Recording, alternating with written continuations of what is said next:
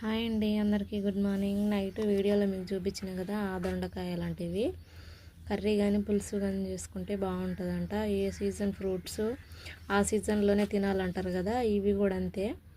ఆ దొండకాయలు, బోడకాకరకాయలు చాలా మంచివి. ఇవి చాలా వరకు అయితే అసలు దొరకాయి. చాలా అంటే చాలా మంచివి అంట, అమ్మ చెప్పింది. వీటినైతే ఈరోజు పులుసు చేస్తున్నా. ఆ దొండకాయల పులుసు కర్రీ కూడా చేసుకోవచ్చు అంట, కానీ పులుసు పెడితే ఇంకా చాలా బాగుంటుందంట.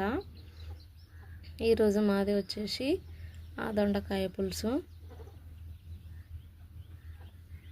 మీరు కూడా ఈ ఆ దొండకాయలు తెలిసి ఉంటే కామెంట్ బాక్స్లో కామెంట్ చేయండి. అలానే మీరు కూడా ఒకసారి ఆ దొండకాయలు తెచ్చుకొని పులుసు చేసి ట్రై చేయండి.